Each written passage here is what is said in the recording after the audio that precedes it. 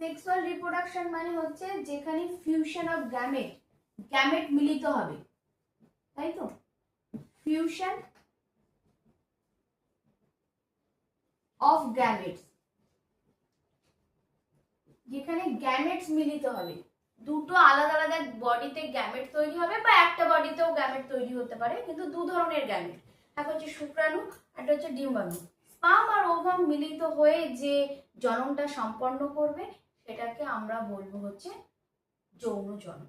সেক্ষেত্রে যৌন জনন আমাদের তিনটে ফেজে, আমাদের সেক্সুয়াল রিপ্রোডাকশনটা মানে আমাদের লাইফ সাইকেলটা তিনটে ফেজে চলে, তিনটে ফেজে চলবে লাইফ সাইকেলটা।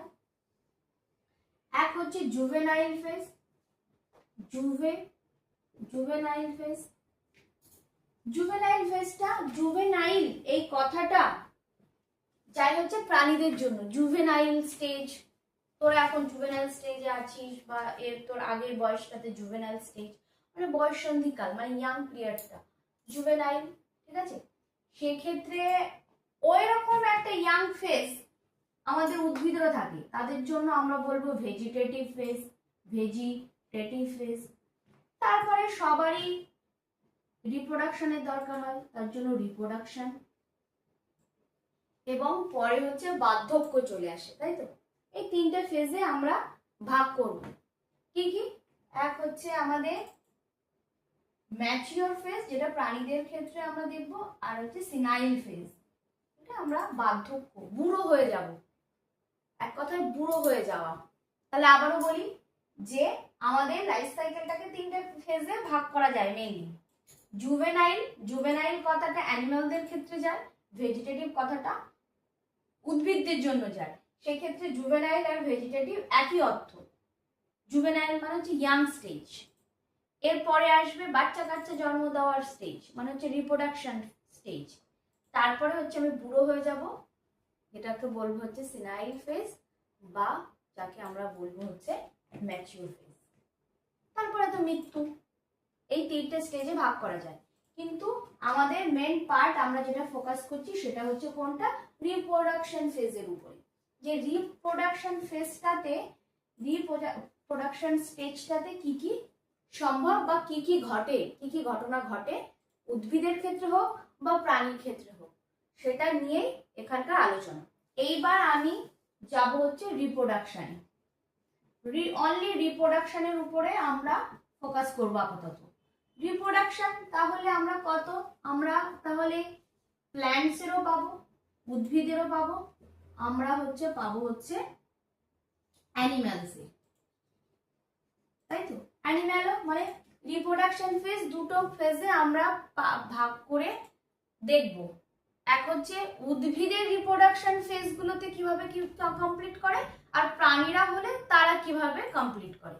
সেক্ষেত্রে উদ্ভিদের ক্ষেত্রে দু ধরনের আমরা পড়ব, সেটা হচ্ছে মোনোকার্পিক, মোনোকার্পিক আর হচ্ছে পলিকার্পিক। মোনো মিন্স কি বলো, কি বুঝিয়েছিলাম অভিজিৎ? মোনো, মোনো মানে হচ্ছে এক, পলি মানে হচ্ছে বহু, এক বর্ষজীবী আর বহু বর্ষজীবী, বোঝা গেছে? তাছাড়া কি বর্ষ মানে কি? বছর, তার মানে যারা এক বছরে তাদের লাইফ সাইকেলটা কমপ্লিট করবে বা তাদের জীবন চক্রে একবারই মাত্র রিপ্রোডাকশন করতে পারবে, তাদেরকে এক বর্ষজীবী বলে। আর তাদের লাইফ সাইকেলে যারা অনেক বছর বাঁচে বা অনেকবার রিপ্রোডাকশনে যায়, তাদেরকে বলা হয় পলিকার্পিক বা বহু বর্ষজীবী, বোঝা গেছে? এক বর্ষজীবী আর বহু বর্ষজীবী। তাহলে এক বর্ষজীবী উদ্ভিদের উদাহরণ আমরা কি কি পাবো, কি কি আছে এক বর্ষজীবী উদ্ভিদ? মেনলি আমাদের যেটা হচ্ছে উইথ, রাইস, মেজ, ধান, গম, ভুট্টা, ঠিক আছে?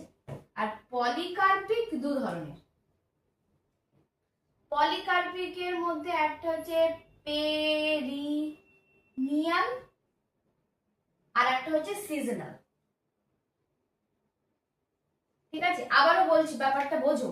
এখন শুধু অ্যানিমালসটা মুছে দিলাম, শুধু আমি প্ল্যান্টসটা বোঝাচ্ছি। প্ল্যান্টসে এক বর্ষজীবী আর বহু বর্ষজীবী, যারা জীবন চক্র 1 বছরের মধ্যে কমপ্লিট করবে এবং জীবন চক্রে একবার সে রিপ্রোডাকশনে যাবে, সন্তান জন্ম দেবে। ধান, গম, ভুট্টা এরা 1 বর্ষজীবী। বহুবর্ষজীবীর মধ্যে আবার 2 ধরনের হয়। এক হচ্ছে পেরিনিয়াল, মানে সারা বছর, মানে যতদিন বেঁচে থাকবে সারা বছর ধরেই কিছু না কিছু রিপ্রোডাকশনের মানে রিপ্রোডাকশনের মধ্যে যাবে। যেমন হচ্ছে হিবিস্কাস, মানে হচ্ছে জবা ফুল, হিবিস্কাস, তার মানে সারা বছরই তো ফুল ফোটে হিবিস্কাসে, অল দ্য ইয়ার জুড়ে ফুল ফোটে না। তাহলে এরা বহুবর্ষজীবী, কিন্তু তার বহুবর্ষ হওয়া সত্ত্বেও এরা প্রায় বছরের প্রায় দিন এরা ফুল দেয় বা রিপ্রোডাকশন করে। এবার সিজনাল আছে, কিছু আছে গ্রীষ্মকালে রিপ্রোডাকশন করে, কিছু আছে শরৎকালে করে, কিছু আছে শীতকালে করে। আছে না যে সেটা শীতকালের ফল, এটা গরমকালের ফল, সিজনাল অনুযায়ী কিছু প্ল্যান্ট আছে। তো তারা বহুবর্ষজীবী, কিন্তু বহুবর্ষজীবী হওয়া সত্ত্বেও তারা বিশেষ বিশেষ ঋতুতেই তারা শুধু রিপ্রোডাকশন করতে পারে, তাই তাদেরকে বলা হয় সিজনাল। বুঝা গেছে? সেক্ষেত্রে সিজনাল মধ্যে আমরা কি পাই? আমরা গরমকালে আমরা যেমন জামাই ষষ্ঠী কখন করা হয়? সামারে করা হয়। কেন সামার? বর্ষাকালে জামাই ষষ্ঠী হয়? হ্যাঁ, বলে আমরা তো জামাই হইনি, কারণ আমরা কি করে জানবো? গরমকালে কেন? কারণ ওই সময় জ্যাকফ্রুট মানে কাঁঠাল, আম এদের সিজন, তাই তো। তার জ্যাকফ্রুট, আম এরা সবাই হচ্ছে সিজনাল ফ্রুট। আচ্ছা, জ্যাকফ্রুট, ঠিক আছে। তাহলে আরেকবার সামারি করি, সেটা হচ্ছে প্ল্যান্ট মনোকার্পিক, পলিকার্পিক, 1 বর্ষজীবীর মধ্যে ধান, গম, ভুট্টা। বহুবর্ষজীবী 2 ধরনের, যে সারা বছর অল দ্য ইয়ার জুড়ে সে রিপ্রোডাকশনে থাকবে, আর একটা হচ্ছে সিজনালে থাকবে। অল দ্য ইয়ার জুড়ে হিবিস্কাস থাকে, সিজনালে জ্যাকফ্রুট আছে, আরো অনেক আছে, উদাহরণ হিসেবে আমি একটা লিখেছি জ্যাকফ্রুট। এইবার আমি প্ল্যান্ট মুছে দিলাম, এইবার আমি যাব হচ্ছে অ্যানিম্যালে। অ্যানিম্যালটা আবার দেখো,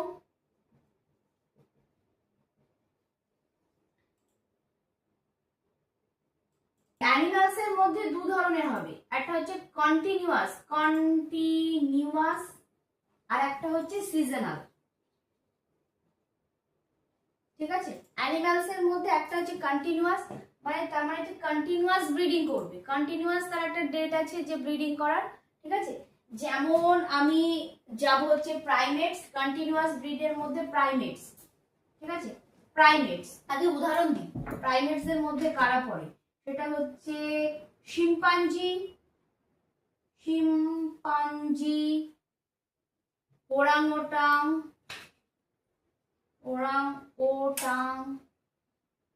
ঠিক আছে, ম্যান, মানুষ। সেক্ষেত্রে প্রাইমেটসরা কন্টিনিউয়াস ব্রিডিং মানে মানুষের কোনোদিন শুনেছো যে মানুষের শীতকালে শুধু বাচ্চা হয় বা গরমকালে শুধু বাচ্চা হয়? আমি যেটা বলতে চাইছি সেটা হচ্ছে মানুষ, শিম্পাঞ্জি, ওরাংওটাং এদের কোনো সিজন আছে যে এরা শীতকালেই শুধু বাচ্চা জন্ম দেয়? বা এরকম তো সিজন বলে কিছু নেই, যখন তখন মেটিং করলেই তাদের 9 মাস 10 দিন হলেই তাদের মানে প্রেগনেন্সি আসলেই 9 মাস 10 দিন ব্যাস হয়ে গেল। কোনো সিজন আমার এই সিজনে আমার বেশি উত্তেজনা হচ্ছে, ওই সিজনে আমার বেশি উত্তেজনা হচ্ছে, এরকম হয়? উত্তেজনা সবার থাকে, সময় সুযোগ থাকলে উত্তেজনা সবার থাকে, কেউ প্রকাশ করে কেউ প্রকাশ করে না। আদি একটু বেশি প্রকাশ করে ফেলে, এটা আদির দোষ না, ওটা ওর মনের ভাবটাকে লুকিয়ে রাখতে পারে। ঠিক আছে, তো সেক্ষেত্রে তার মানে প্রাইমেটস, কন্টিনিউয়াস ব্রিডিং যারা করে তারা হচ্ছে প্রাইমেটস। এবার কথাটা হচ্ছে প্রাইমেট কথাটা মানেটা কি?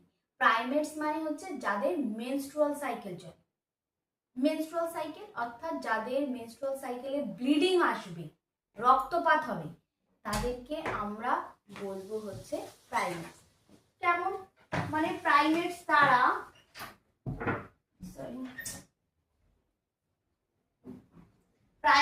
তারা যাদের মেনস্ট্রুয়াল সাইকেল চলে, মেনস্ট্রুয়াল সাইকেল কি? মেনস্ট্রুয়াল সাইকেল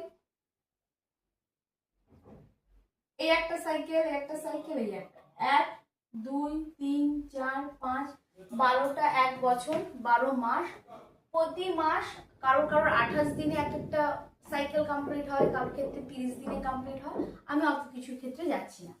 সেই ক্ষেত্রে এই সাইকেলের মাঝামাঝিতে ওভলিউশন হবে, মানে 14তম দিনে, মেনস্ট্রুয়াল সাইকেলের 14তম দিনেই তার ওভলিউশন হবে, এবং ওর সাইকেলটার শেষে তার হচ্ছে ব্লিডিং হবে।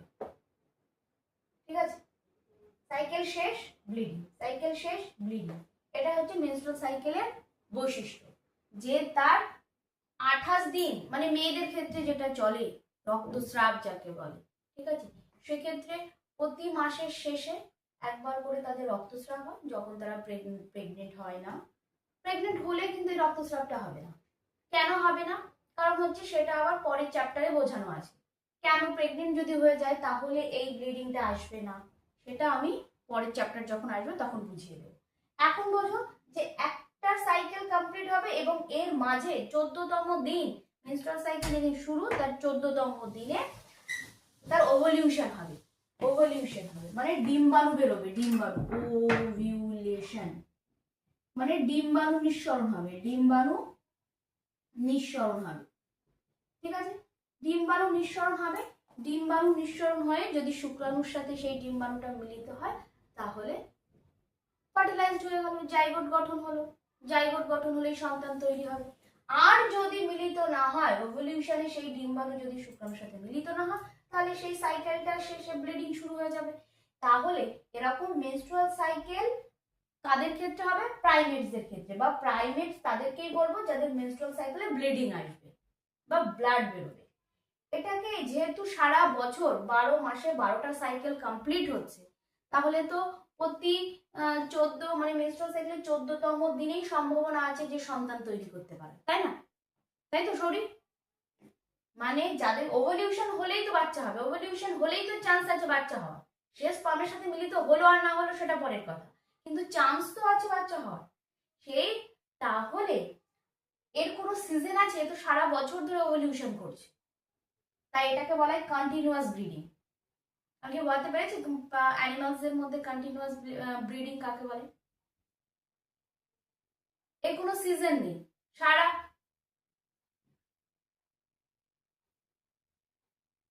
না। পাখি মাছেদের ক্ষেত্রে ব্যাপারগুলো আবার আলাদা, আর ব্যাপারগুলো আলাদা না, ওদের এক্সটার্নাল ফার্টিলাইজেশন হবে। সেই ক্ষেত্রে আমাদের মেনলি প্রাইমেটস, ওদের কি মেনস্ট্রুয়াল সাইকেলে ব্লিডিং আসে? আমি বলেছি প্রাইমেটস তাদের বলবো যাদের মেনস্ট্রুয়াল সাইকেলে ব্লিডিং আসবে। যাদের মেনস্ট্রুয়াল সাইকেলে ব্লিডিং আসে তারা হচ্ছে কন্টিনিউয়াস ব্লিডিং। সেই ক্ষেত্রে ওদের ক্ষেত্রে কি ব্লিড আসে? ওদের ক্ষেত্রে কি ব্লিড করে?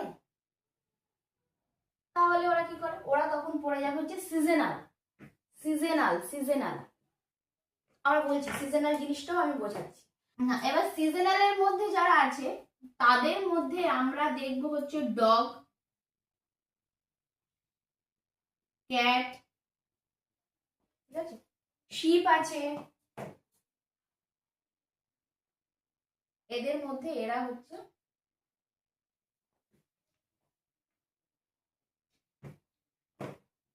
সিজনাল, তাই তো? সেক্ষেত্রে সিজনালের মধ্যে ডগ, ক্যাট, শিপ আসে। সিজনালটা কি? কেন বিড়াল হয় না? বিড়ালে কি মেনস্ট্রুয়াল সাইকেল হয়?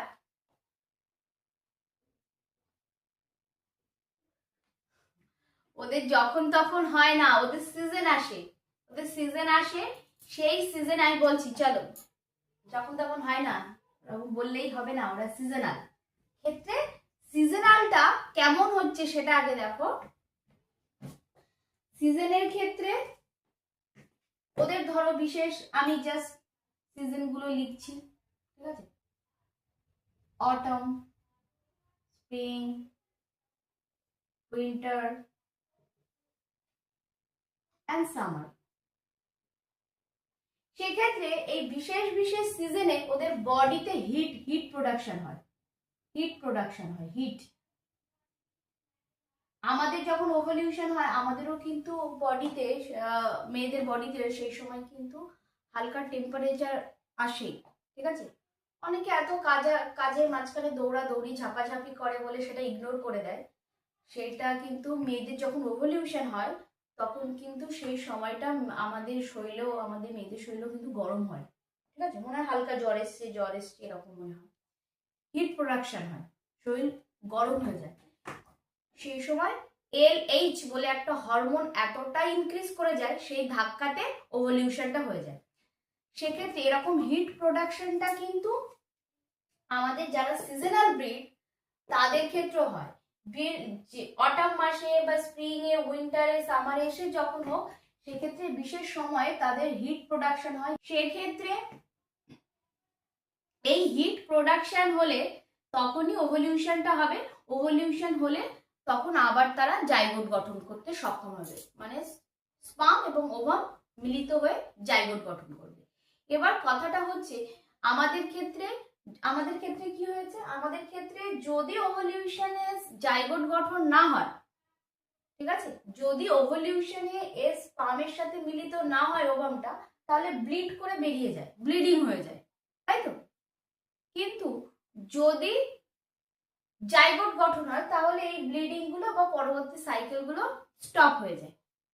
কিন্তু এদের ক্ষেত্রে যদি হিট প্রোডাকশনে ওভলিউশন হয়ে যায় এবং সেই সময় যদি সিজনালে ও মিট করতে পারে, জাইগোট গঠন করতে পারে, তাহলে তো সে হয়ে গেল, সে সন্তান তৈরি করার জন্য উপযুক্ত। কিন্তু যদি না হয় তাহলে ওদের আর ব্লিড হয় না। আমাদের ক্ষেত্রে যেমন ব্লিড হয়, ওদের ক্ষেত্রে আর রক্তপাতটা হয় না। ওদের ক্ষেত্রে এন্ডোমেট্রিয়ামটা অর্থাৎ জরায়ুর যে স্তরে রোপণ হয় সেটা ওদের বডিতে রিঅ্যাবজর্পশন হয়ে যায়, ওদের বডির মধ্যেই সেটা টেনে নেয়। তার জন্য ওদের ব্লিডটা আর বাইরে থেকে দেখা যায় না। আমাদের যেমন ছিঁড়ে বাইরে বেরিয়ে আসে, ওদের তখন ছিঁড়ে বাইরে বেরিয়ে আসে না, ওদের বডিতে সেটা রিঅ্যাবজর্ব হয়ে যায়। বুঝা গেছে? তার জন্যই ওদের ব্লিডটা দেখা যায় না। তাই সিজনালটা নন প্রাইমেটদের ক্ষেত্রে, নন প্রাইমেট, বোঝা গেছে আদি? তাহলে কন্টিনিউয়াস ব্রিডিংটা যাদের মেনস্ট্রুয়াল সাইকেল চলে বা ব্লিডিং হয় তাদের জন্য, যাদের ব্লিডিং হয় না তাদের ক্ষেত্রে সিজনাল, যাকে বলা হয় এটা হচ্ছে ঋতুচক্র আর হচ্ছে রজচক্র। আমরা শুনেছি না, এটা ঋতুচক্র, বিভিন্ন ঋতুতে এদের বডি হিট প্রোডাকশন করে, ওভলিউশন করে। আর এটা হচ্ছে রজচক্র, মানে হচ্ছে রজচক্র কন্টিনিউয়াস ব্রিডিং এর মধ্যে, মানে প্রতি মাসে একটা করে সাইকেল তাদের কমপ্লিট হবে এবং প্রতি মাসে একবার করে সে ওভলিউশন করবে। এটা হচ্ছে কন্টিনিউয়াস। একটুখানি ডাউট নেই তো কারো? সব ওকে? দেখা যাচ্ছে যে এটা প্রতিটা সিজনে, মানে একটা কেউ আছে বছরে একবার করে কমপ্লিট করছে, কেউ আছে বছরে অনেকগুলো সাইকেল কমপ্লিট করছে, মানে সিজনালের কথা বলছি, সিজনাল তার কারোর বছরে একবার করে একটা সিজন আসছে, আবার দেখা যাচ্ছে কারোর বছরে অনেকগুলো সিজন আসছে এবং সবকটা সিজনেই সে capable to produce the organ বা ক্যাপাবল টু মেটিং। ঠিক আছে, সেক্ষেত্রে এই মেটিং করা বা এই জাইগোট গঠন করা যদি বছরে অনেকবার হয় তখন তাকে বলা হয় পলিএস্টেরাস, পলিএস্ট্রাস। ঠিক আছে, এই পলিএস্ট্রাস এটা কিন্তু একটা কন্টিনিউয়াস ব্রিডিং এরই পার্ট ধরে নিতে পারি। কন্টিনিউয়াস ব্রিডিং মানে বছরে অনেকগুলো সাইকেল আসছে না, বছরে যখন অনেকগুলো সাইকেল আসছে তাহলে আমরা তাকে কন্টিনিউয়াস এর মধ্যে ফেলতে পারি। কারণ হচ্ছে কন্টিনিউয়াস ব্রিডিং এর মধ্যে যারা পড়ছে তাদেরও তো বছরে 12টা সাইকেল আসছে।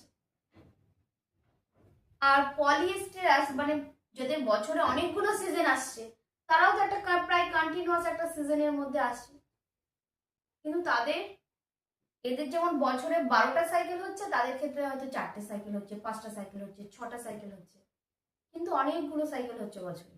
তার জন্য তারা পলিএস্টেরাসের মধ্যে বা কন্টিনিউয়াস ব্রিডিং এর মধ্যে পড়ে। আমি কি বোঝাতে পেরেছি?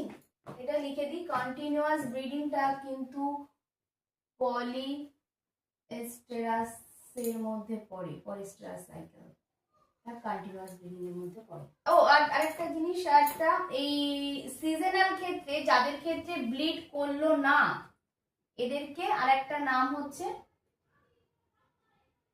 এদের আরেকটা নাম হচ্ছে এস্টেরাস। এস্টেরাস সাইকেল, ঠিক আছে, এস্টেরাস সাইকেল। যারা ব্লিড করলো না, যারা সিজনাল, তাদের এই সাইকেলটাকে বলা ইস্টেরাস সাইকেল। বাংলাতে যাকে বলা হয় হচ্ছে, এখানে যেমন বললাম মেনস্ট্রুয়াল সাইকেল, ব্লিড হলে সেটা মেনস্ট্রুয়াল সাইকেল, ব্লিড না হলে সেটা ইস্টেরাস সাইকেল। নাকি বলতে পারলাম?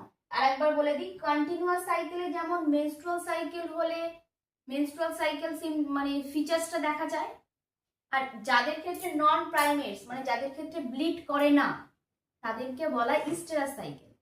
যেমন বাংলাতে বললে সব থেকে সহজে বোঝা যাবে, সেটা হচ্ছে কন্টিনিউয়াস ডেতে যেমন আমরা বলেছি এটা হচ্ছে রজচক্র, এটা হচ্ছে ঋতুচক্র, তো এটাকে ইংলিশে বলে ইস্টেরাস সাইকেল আর এটাকে বলা হয় মেনস্ট্রুয়াল সাইকেল। ঠিক আছে, মানে রজচক্রকে ইংলিশে বলা হয় মেনস্ট্রুয়াল সাইকেল আর ঋতুচক্রকে ইংলিশে বলা হয় ইস্টেরাস সাইকেল। ক্লিয়ার? তাহলে এটা ইস্টেরাস সাইকেল আর এটা মেনস্ট্রুয়াল সাইকেল। মেনস্ট্রুয়াল সাইকেলটা সারা বছর ধরে হচ্ছে আর ইস্টেরাস সাইকেলটা সিজনাল হচ্ছে। সিজনাল মানে বছরে একবার হতে পারে বা বছরে অনেকগুলো সাইকেল হতে পারে। বছরে যদি অনেকগুলো সাইকেল হয়, যেমন ধরো কাউ, পিগ মানে হচ্ছে পলিস্টার,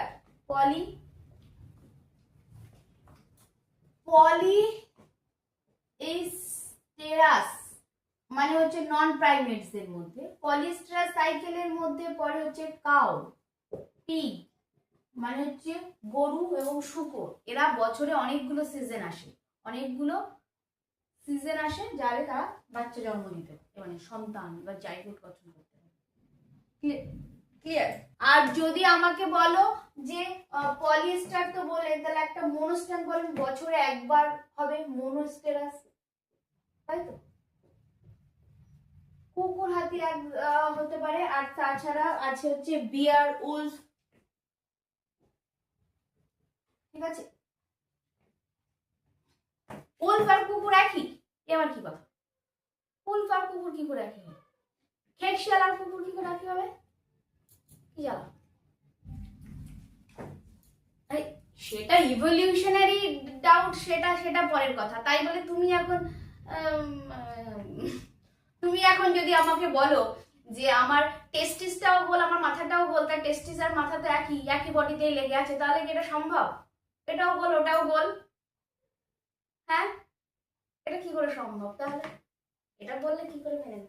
তার মানে বোঝা গেছে তাহলে মনোস্টেরাস হচ্ছে বিয়ার বা উলফ হচ্ছে সবচেয়ে ভালো উদাহরণ আছে, যেগুলো বছরে একবারই এরা জাইগোট গঠনে সক্ষম। আর পলিস্টেরাসের মধ্যে কাউ, পিগ আছে, এরা বছরে অনেকবার জাইগোট গঠনে সক্ষম। Doubt clear? স্ক্রিনশট পাঠিয়ে বলো যারা বাড়িতে।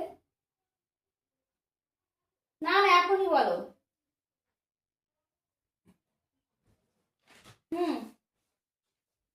আচ্ছা, তারপর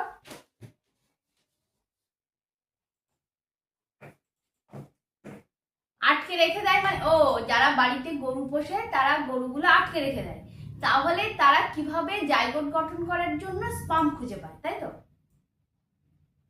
হ্যাঁ, দেখছো তোমার মনের কথা আমি কিরকম অর্ধেক বলতেই বুঝে নিলাম যে তুমি কি বলতে চাইছো। এটা একটা গুড টিচারের সাইন, বুঝেছো? বলতে হয় যে ম্যাম আপনি আমার মনের কথা বুঝতে পারেন। যাই হোক, সেক্ষেত্রে গরু আটকে রাখলে কি হবে? তুমি যদি একটা মেয়েকে আটকে রেখেছো, গিয়ে তুমি প্রতিদিন তার সাথে দেখা করতে যাচ্ছ, তাহলে সেই মেয়েটাকে তুমি আটকে রেখেছো, তাহলে সে কি করে হলো? সেটা তো ঠিক। সেক্ষেত্রে গরুটাকে বলে না ষাঁড়ের কাছে নিয়ে যাচ্ছিলাম, ওটা গল্প শুনেছো? ষাঁড় দেখাতে নিয়ে যায়, ষাঁড় দেখাতে নিয়ে যায় না মানে মেটিং করাতে নিয়ে যায় এক। আর যারা এরকম কিছু পায় না তারা দেখবে ডক্টরকে ডাকে, টেস্ট টিউবের মতো করে আর্টিফিশিয়াল স্পাম ওর ইউটেরাসে বা অ্যাম্পুলার ওখানে গিয়ে ইনসার্ট করা হয়। বাড়িতে ডক্টর ডেকে নাইট্রোজেন, তরল নাইট্রোজেনে আমরা পড়েছি না ক্রায়ো সংরক্ষণ, সেই ক্রায়ো সংরক্ষণে ব্যারেলে করে, দেখবা নীল রঙের ব্যারেল আছে, নীল রঙের ব্যারেলে করে ডক্টররা ওই স্পামকে নিয়ে এসে যারা ওরকম ধরনের যারা বেঁধে গরু শূকরকে বেঁধে রেখে পালন করে, তাদের ক্ষেত্রে, যাদের ক্ষেত্রে সম্ভব হয় না ন্যাচারালি মেটিং করানো, তাদের ক্ষেত্রে আর্টিফিশিয়াল সিমেন এনে ইনসার্ট করা হয়। হয়ে গেল, একই তো ব্যাপার। সিজন যখন ওঠে, যখন সিজন আসে, বলো কি মানুষ, সেটা আবার কি? এবার নতুনটা মতো। হ্যাঁ, আচ্ছা, গে গে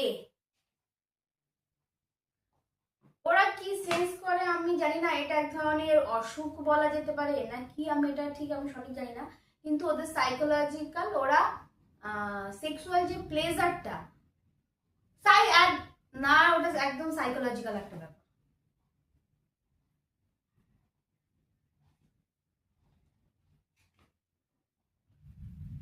ওটা ওটা ওটা ওটা ওটা সাইকোলজিক্যাল একটা ব্যাপার, সেটা ওরা সেক্সুয়াল প্লেজারটা ওরা একটা ছেলেকে দেখলে অনুভব করতে পারে, এটা হচ্ছে তো সাইকোলজিক্যাল একটা। কেমন করে হবে সেটা, তুমি যদি ওই ওই মেন্টালিটি না থাকে তাহলে তোমার মধ্যে এটা আসবে না। অনেকে আছে বাইসেক্সুয়াল, বাইসেক্সুয়াল মানে হচ্ছে, বাইসেক্সুয়াল মানে যাদের, বাইসেক্সুয়াল তার মানে হচ্ছে তোমার আদি আদি যেমন রিজুকে দেখতে বেশ সুন্দর, ঠিক আছে, রিজুকে দেখতে বেশ হ্যান্ডসাম, তো সেক্ষেত্রে রিজুকে দেখেও দেখা যাচ্ছে সেক্সুয়াল প্লেজারটাও পাচ্ছে। সেক্ষেত্রে যদি এখানে একটা মেয়ে পড়তে আসতো, সে সেই মেয়েটাকে দেখেও হচ্ছে, রিজুকে দেখেও হচ্ছে, সেই মেয়েটাকে দেখেও হচ্ছে, মানে দুটো সেক্সের প্রতি তার সমান অ্যাট্রাকশন, এটাকে বলে বাইসেক্সুয়াল। ঠিক আছে, ঠিক আছে।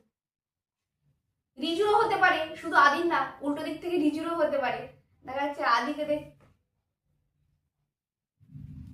ও এদিক ওদিক নেই, তার মানে তোমার শুধু অপোজিট সেক্স দেখলেই তোমার উত্তেজনা আসে, তাই তো, মানে হচ্ছে তোমাকে যাকে বলা হয় কি বলে, গার্লস বা ফিমেলস দেখলেই হয়, তাই তো, হ্যাঁ কি না? হ্যাঁ, কিসের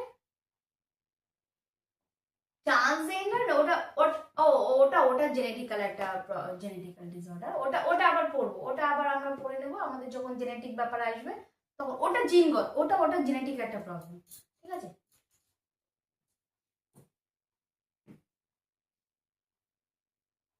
সাইকোলজিক্যাল প্রবলেম কি ছোটবেলা থেকে আসতে পারে না? ছোটবেলা থেকে কি সাইকোলজিক্যাল এটা ব্যাপারটা আসতে পারে না?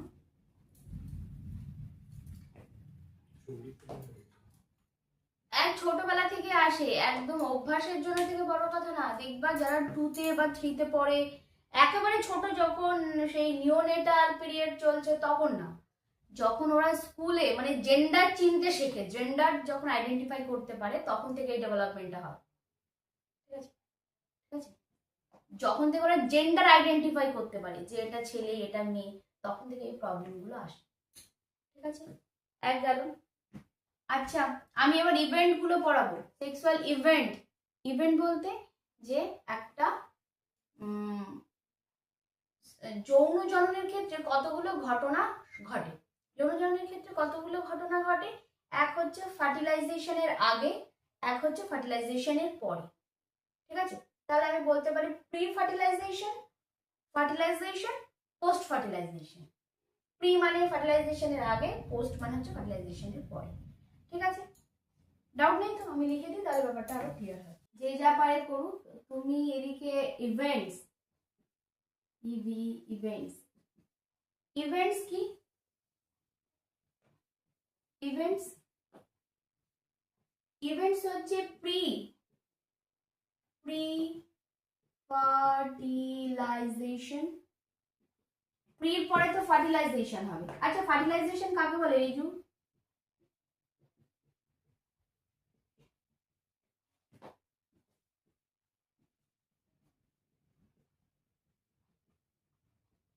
আচ্ছা, ফার্টিলাইজেশনের বাংলা কি রিজু? আরে এটা ভুলে যাও কি করে, নিষেক,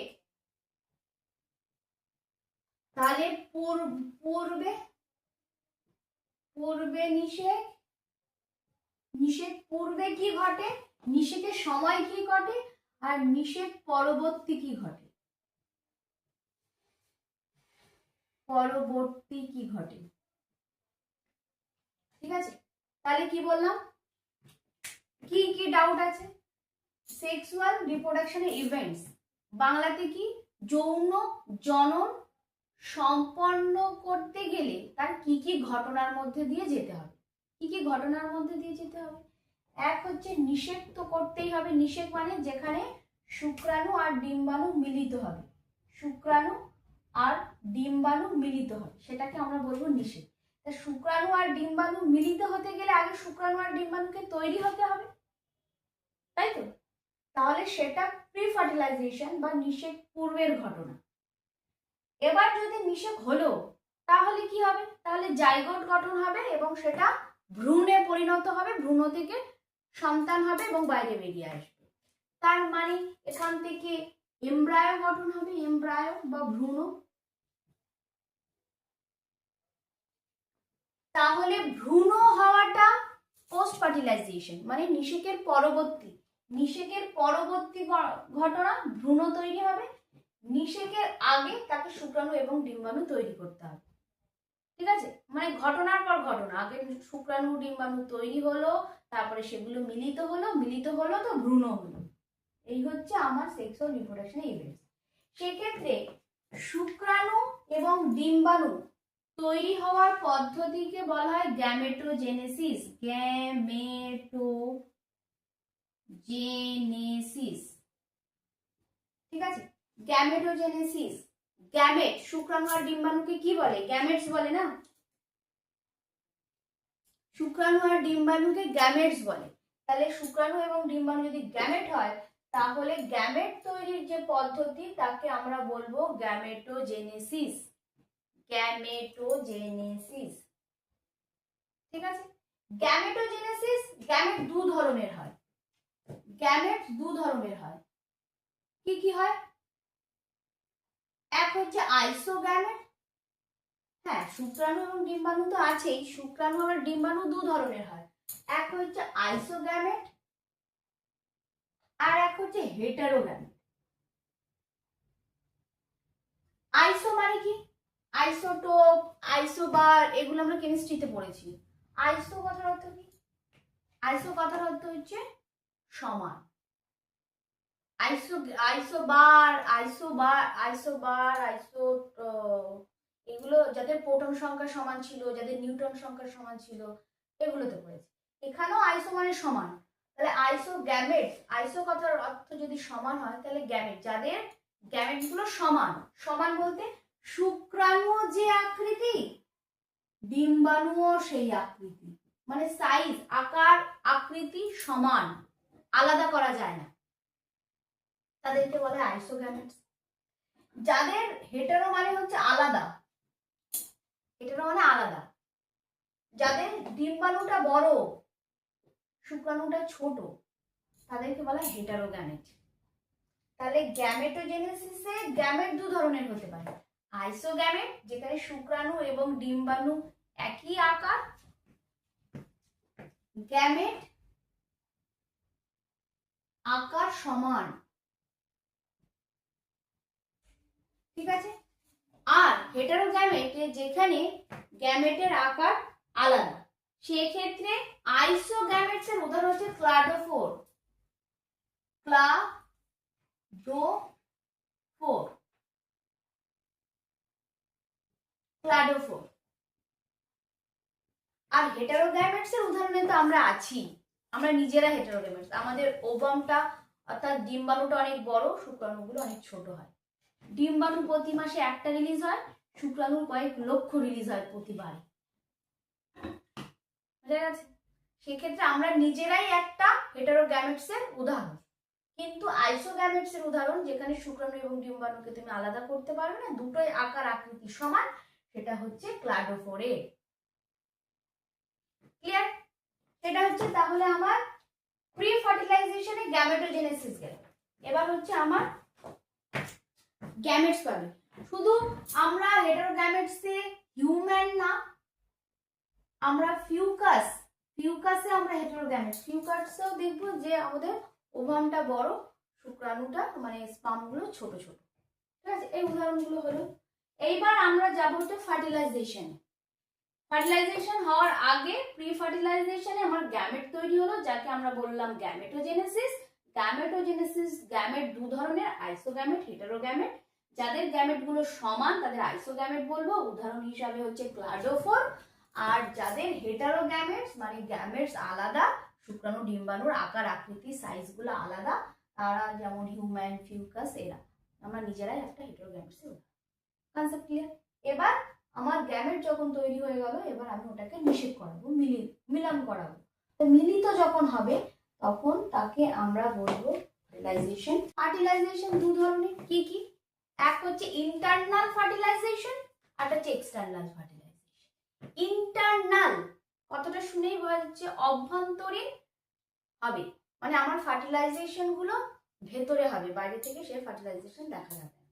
আমরা নিজেরা হচ্ছে ইন্টারনাল ফার্টিলাইজেশন, কারণ হচ্ছে আমাদের স্পার্মটা ভ্যাজাইনাল ওপেনিং দিয়ে ইউটেরাসের অ্যাম্পুলাতে গিয়ে পৌঁছায়। আমরা পরের চ্যাপ্টারে দেখাবো অ্যাম্পুলা কোথায়, ইউটেরাস কোথায়, কিভাবে যাচ্ছে না যাচ্ছে, পরের দিন বোঝাবো। তাহলে আমাদের ভ্যাজাইনাল ওপেনিং দিয়ে যখন অ্যাম্পুলাতে গিয়ে পৌঁছায় তখনই ফার্টিলাইজড হয়। তার মানে এটা পুরোপুরি অভ্যন্তরীণ বিষয়, তাই এটা ইন্টারনাল ফার্টিলাইজেশন। কিন্তু ব্যাঙদের ক্ষেত্রে কি হয়, ব্যাঙরা স্পার্ম জলে ছেড়ে দেয়, ওভাম জলে ছেড়ে দেয়, জলের মধ্যে ফার্টিলাইজেশন হয়, হয়ে কোনো একটা গাছে মানে জলের আশেপাশের কিনারায় দেখবে একদম ডিম ডিম ডিম ডিম ডিম ডিম। আচ্ছা, সেক্ষেত্রে কি হলো, তাহলে আমার ইন্টারনাল ফার্টিলাইজেশন, ইন্টারনাল আর এক্সটার্নাল। ইন্টারনালের মধ্যে আমরা হিউম্যান আছি, ওরাংওটাং আছি, প্রাইমেটসরা আছে বেশিরভাগ। আর এক্সটার্নালের মধ্যে ফ্রগ আছে, ভালো আছে। ইন্টারনাল আর এক্সটার্নাল কি একে বোঝাতে হবে? ইন্টারনাল ফার্টিলাইজেশন আর এক্সটার্নাল ফার্টিলাইজেশন যখন নিষেকটা দেহের ভেতরে হচ্ছে তাহলে সেটা ইন্টারনাল, যখন দেহের বাইরে হচ্ছে তখন সেটা এক্সটার্নাল। ইন্টারনালে উদাহরণ আমরা নিজে, এক্সটার্নালে উদাহরণ হচ্ছে ব্যাং। ক্লিয়ার? এটা গেল। এইবার আমরা পড়বো হচ্ছে পোস্ট ফার্টিলাইজেশন। পোস্ট ফার্টিলাইজেশনে তাহলে এটা তো হলো, হওয়ার পরে কি হলো সেটা দেখাই।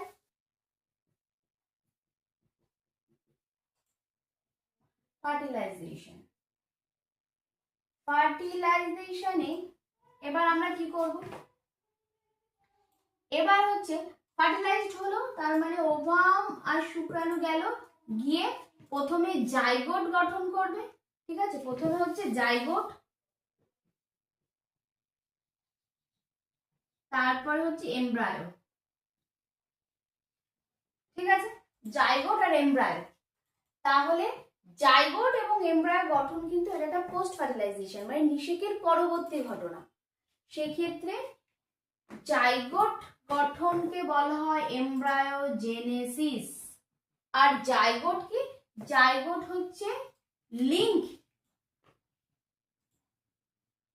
Between two generation. তাই তো, link between two generation. Link between two generation মানে কি? দুটো আলাদা আলাদা জেনারেশনকে এক জায়গায় আনে। আমার বাবা মা থেকে বাবা এবং মা দুজনের বৈশিষ্ট্যকে আমার মধ্যে এনেছে। তাহলে বাবা মা একটা জেনারেশন, আমরা একটা জেনারেশন। তাহলে এই যে জেনারেশনের মধ্যে যে লিঙ্ক কানেকশনটা, সেটা কে করলো? এই জাইগোট। বোঝা গেছে? তার জন্য আমি লিখেছি যে জাইগোট কি? Link between two generation. দুটো জেনারেশন জাইগোট গঠনের মাধ্যমে কানেক্টেড থাকবে বা কানেকশনে থাকবে। আর যখন কানেক্ট হবে, পরবর্তীতে যখন ভ্রূণ তৈরি হবে, সেই ঘটনাকে আমরা বলবো হচ্ছে এমব্রায়োজেনেসিস। ঠিক আছে, এই গেল। এবার এমব্রায়োজেনেসিস আমি একটু বলি। এমব্রায়োজেনেসিসটা একটু বলে দিই।